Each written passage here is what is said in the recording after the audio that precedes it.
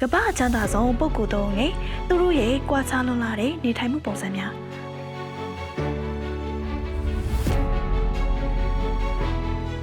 မင်္ဂလာပါပရိသတ်ကြီးတထေးဆိုတဲ့စကားလုံးကိုကြားလိုက်ရင်ပြင်းမြင်မိတာကတော့တိုက်ကြီးတာကြီးတွေခြံဝန်းကျဲကြီးတွေစိန်ခံကားကြီးတွေနဲ့ဘောစီတွေရဲ့ဘဝမျိုးပေါ့နော်ဒါပေမဲ့ဒီနေ့ပြောပြမယ်ကမ္ဘာနံပါတ်1တထေးကြီးတွေရဲ့နေထိုင်မှုပုံစံကတော့ထင်တာဟာနဲ့တခြားစီပါပဲဟုတ်ပါတယ်သူကတော့ Tesla နဲ့ SpaceX ရဲ့ပိတ်ကိုင်ရှင် Elon Musk ပဲဖြစ်ပါတယ်မကြသေးမီကပဲသူဟာကမ္ဘာသမိုင်းမှာတခါမှမရှိခဲ့ဘူးတဲ့ကြွယ်ဝမှုပမာဏကိုပိုင်ဆိုင်သွားခဲ့ပါပြီသူ့ပါဝင်ကမ္ဘာထိပ်သီးတထေးကြီး၃ယောက်ဖြစ်တဲ့ Elon Musk, Jeff Bezos နဲ့ Mark Zuckerberg တို့ရဲ့မတူညီတဲ့နေထိုင်မှုပုံစံတွေကိုရှင်းတွဲပြီးပြောပြသွားမှာမို့စုံတီနားထောင်ပေးကြပါအောင်နော်ကဲပထမဆုံးအနေနဲ့လက်ရှိအချိန်မှာကမ္ဘာအချမ်းသာဆုံးဖြစ်ရပ်တည်နေတဲ့ Elon Musk အကြောင်းကိုအရင်ပြောပြသွားမှာပဲဖြစ်ပါတယ်လွန်ဘက်ရဲ့ဘီလီယံနာကိန်းညွှန်းအရဆိုရင် Elon Musk ရဲ့ကြွယ်ဝမှုဟာအမေရိကန်ဒေါ်လာ444ဘီလီယံထိရှိသွားပြီဖြစ်ပါတယ်။ဒါဟာတာမန်ချမ်းသာတာမျိုးမဟုတ်ဘူးနော်။ကမ္ဘာသမိုင်းမှာဒေါ်လာ400ဘီလီယံအထက်ကိုပထမဆုံးရောက်ရှိလာတဲ့ပုဂ္ဂိုလ်ဖြစ်သမိုင်းဝင်သွားတာပါ။နောက်ပြီးလက်ရှိအမေရိကန်နိုင်ငံရဲ့အခင်းအကျင်းမှာလည်းသမ္မတဒေါ်နယ်ထရန့်နဲ့အကြံပေးပုဂ္ဂိုလ်ဖြစ်ပါဝင်လာတော့သူ့ရဲ့စီးပွားရေးအရှိန်အဝါကဒီအလားတိုးတက်လာတာမဆန်းပါဘူး။ဒါပေမဲ့စိတ်ဝင်စားစရာအကောင်းဆုံးချက်ကတော့ဒီလောက်ပတ်စံတွေပုံနေအောင်ချမ်းသာပေမဲ့သူ့မှာကိုပိုင်အိမ်ဆိုလို့တက္ကဆက်ပြည်နယ်ကတာမန်အိမ်လေးတစ်လုံးပဲရှိရဆိုတာပါပဲရှုံရခက်တယ်နော်တကယ်တော့ Elon Musk ဟာအရင်တုန်းကအိမ်ချမ်းမြေအများကြီးပိုင်ဆိုင်ခဲ့မှုပါတယ်ဒါပေမဲ့2020ပြည့်နှစ်လောက်ကသူကဆုံးဖြတ်ချက်တစ်ခုကိုချလိုက်ပါတယ်သူ့ရဲ့ရုပ်ဝတ္ထုပစ္စည်းပိုင်ဆိုင်မှုတွေနေအိမ်တွေအားလုံးကိုရောင်းထုတ်ပစ်မယ်ဆိုပြီးတော့လေအခုလက်ရှိမှာသူနေနေတဲ့အိမ်ကတက္ကဆက်ပြည်နယ် Brownsville မြို့မှာရှိပါတယ် SpaceX ဒုံးကျည်စကန်နဲ့လည်းမဝေးဘူးအိမ်ပုံစံကခြံဝန်းကျင်းနဲ့ဆယ်အင်ကြီးတွေလည်းမဟုတ်ပါဘူးရှားတော့အိမ် Ranch House ပုံစံမျိုးစောက်ထားတဲ့အိမ်ခန်း၃ခန်းပါအိမ်လေးပါ2021ခုနှစ်တုန်းကသူကိုယ်တိုင် X Twitter မှာပြောခဲ့ပူတာဖြစ်ပါတယ်ကျွန်တော်ရဲ့ပင်မအခြေဆိုင်နေအိမ်ကဒေါ်လာ9000လောက်ပဲတန်ကြေးရှိတဲ့အိမ်ပါအဲ့ဒီအိမ်ကိုတော့မှကျွန်တော်မပိုင်ပါဘူး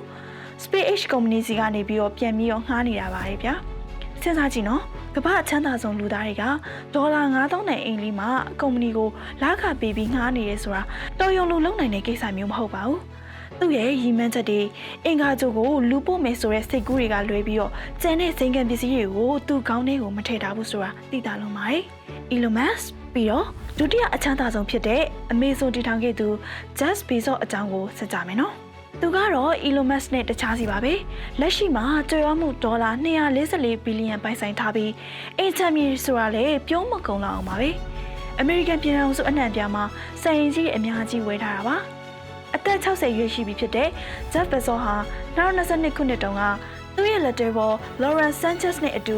Florida ပြည်နယ်ကိုပြောင်းရွှေ့နေထိုင်ခဲ့ပါတယ်ဒီလိုပြောင်းလိုက်တာကရိုးရိုးအိမ်ပြောင်းတာမဟုတ်ဘူးနော်နောက်ွယ်မှာစီးပွားရေးတွက်ကင်းနေရှိနေပါတယ်CNBC သတင်းဌာနကဖော်ပြချက်အရဆိုရင်သူသာမူလနေထိုင်တဲ့ဝါရှင်တန်ပြည်နယ်မှာပဲဆက်နေမယ်ဆိုရင်အခွန်ငွေကအများကြီးဆောင်အောင်ပါပါအခုလိုဖလော်ရီဒါကိုပြောင်းလိုက်တဲ့အတွက်ဝင်ငွေကိုဒေါ်လာသန်း610လောက်သက်သာသွားတယ်လို့ဆိုပါတယ်တထေးတွေကပတ်စံသုံးတာကျန်တယ်လို့ပတ်စံရှာတဲ့နေရာမှာလည်းခေါင်းရမ်းသုံးနိုင်ကြတယ်လို့ပြောရမယ်နောက်ဆုံးတစ်ယောက်ကတော့ပရိသတ်ကြီးတို့နေတိုင်းသုံးနေတဲ့ Facebook ရဲ့ပေကရှင် Mark Zuckerberg ပဲဖြစ်ပါတယ်သူကတော့လက်ရှိမှာကြွယ်ဝမှုဒေါ်လာ200ဘီလီယံနဲ့ကမ္ဘာတတိယအချမ်းသာဆုံးဖြစ်ပါတယ်အသက်40အရွယ်ပဲရှိသေးတဲ့ Zuckerberg ဟာ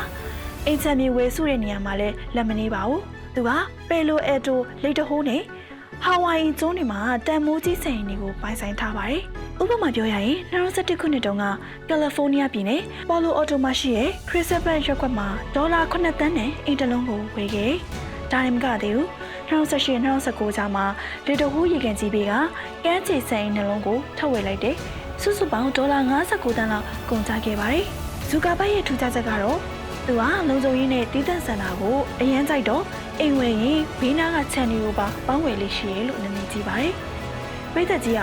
ာကိုတာဘီလီယံနာတထေးကြီးဖြစ်လာမယ်ဆိုရင် Elon Musk လိုရိုးရိုးရှင်းရှင်းပဲနေမလား။ဒါမှမဟုတ် Jeff Bezos နဲ့ Mark Zuckerberg တို့လိုစံအင်ကြီးတွေနဲ့ပဲနေမလားဆိုတော့ကွန်မန့်မှာမျှဝေပေးခဲ့ကြပါအောင်နော်ဟုတ်ကဲ့ပါအခုလိုမျိုးကြည့်ရှုပေးခဲ့ကြတဲ့ပရိသတ်တို့တွေ့ကြည့်ကြတိုင်းကိုကျေးဇူးအထူးပင်တင်ရှိပါရရှင်နောက်ရက်တွေမှာလည်းအခုလိုမျိုးစိတ်ဝင်စားစရာကောင်းတဲ့ဗဟုသုတရစရာနိုင်ငံတကာအကြောင်းအရာတွေကိုဆက်လက်တင်ဆက်ပေးသွားမှာဖြစ်လို့ like and subscribe လေးပြုလုပ်ပေးခဲ့ကြပါအောင်ရှင်